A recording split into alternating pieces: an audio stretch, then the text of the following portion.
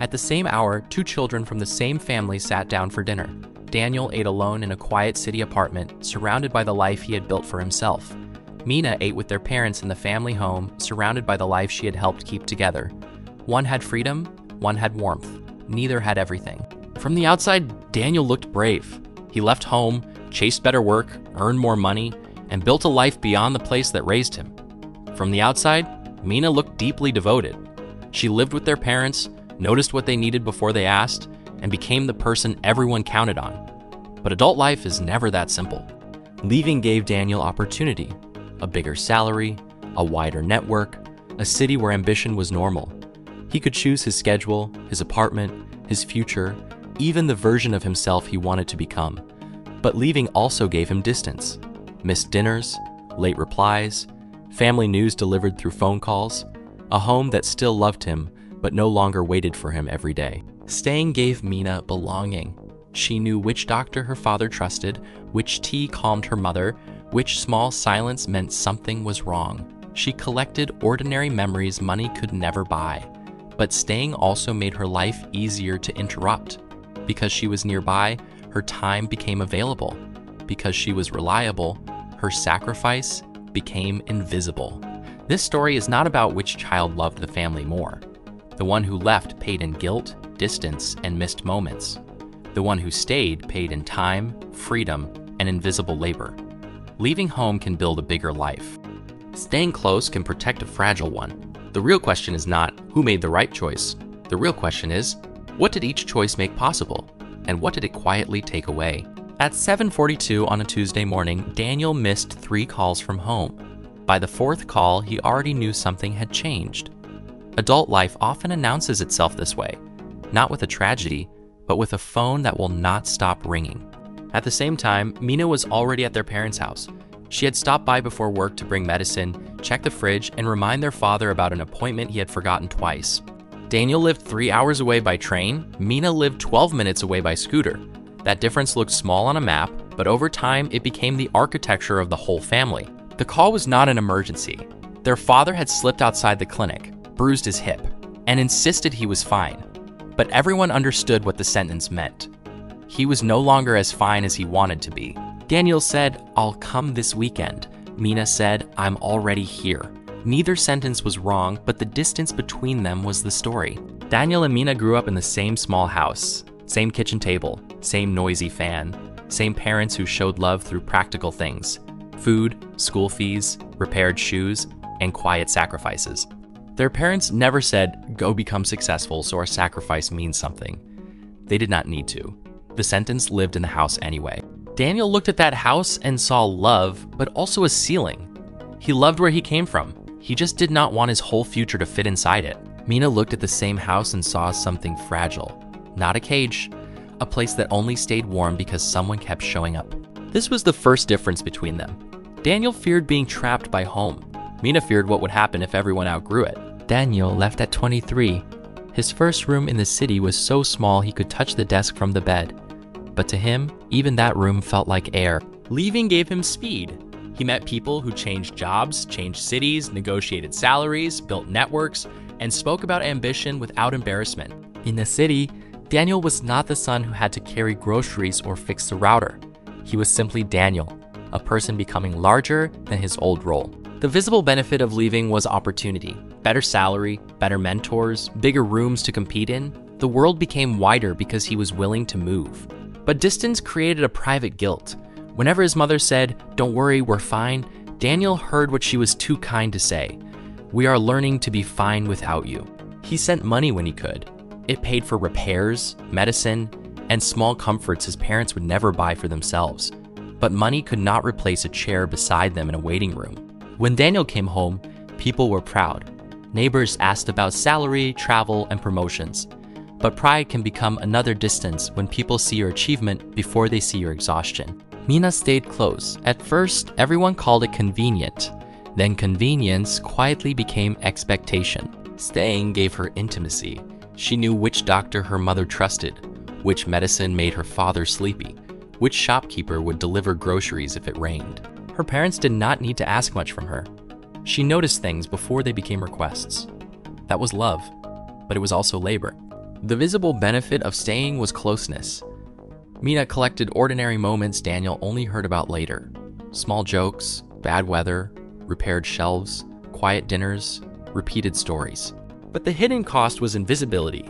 Because she was nearby, people confused her sacrifice with routine. She delayed applying for a better job in another city because her father needed follow-up appointments. She told herself it was temporary. Temporary things are dangerous when they are repeated long enough. Staying gave her belonging, but it also made her easy to reach. And people often ask more from the person whose door is closest. Daniel's career rewarded mobility. Every move gave him a stronger title, a better salary, and a wider network. Leaving kept proving itself, but each promotion also made returning harder. The more his life grew elsewhere, the more home became something he visited instead of something he belonged to daily. Mina's career rewarded continuity. She understood local clients, office politics, old systems, and the people behind the paperwork. But continuity had a ceiling. Her manager praised her loyalty, then offered a raise that barely changed anything. Being dependable did not always mean being valued. Daniel gained leverage because he could leave.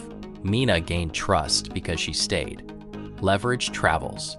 Trust is powerful, but often local. When the family roof needed repairs, Daniel paid most of the cost. Everyone thanked him immediately. The bank transfer was visible, clean, and easy to measure. Mina found the contractor, compared prices, checked materials, stayed home during the repair, and made sure nobody took advantage of their parents. No one knew how to thank that properly. This is one quiet tension in many families. Money is easy to count, time is easy to consume. Daniel was not wrong to help with money. Mina was not wrong to feel unseen. They were paying different parts of the same family bill. Daniel dated people who admired his ambition. But sooner or later, they asked the question ambition could not answer. Where is your life actually rooted? He was good at building a future. He was less certain where that future should live. Mina dated people who admired her devotion to family. At first, they called it beautiful. Later, some called it complicated. She learned that staying near family did not only affect her schedule, it affected who could imagine building a life with her. In their early 30s, both faced the same adult question. Where should I build my future? Daniel considered buying an apartment in the city. Mina considered renovating the family home. Daniel ran numbers alone. Mortgage, tax, commute, resale value, investment return. He was not cold. He was trying not to let guilt make a financial decision for him. Mina asked people, contractors, cousins, neighbors, friends who had renovated, friends who regretted staying too close. She was not indecisive. She was trying not to mistake loyalty for wisdom. Daniel's process protected him from family pressure, but fear echoed louder in a quiet room. Mina's process gave her perspective, but every opinion became another voice inside her head. Daniel bought the apartment. It was rational, brave, and lonely. He had built a home far from home. Mina renovated the family house. It was loving, responsible, and limiting. She had strengthened a home she was not sure she had fully chosen. The real crisis did not arrive suddenly. It arrived slowly. A missed appointment, a forgotten bill, a second fall, a doctor saying, "We should monitor this." Daniel came home with a suitcase, paid leave, and the guilt of arriving late to something Mina had been living with for months. Mina did not explode. People who stay often do not explode.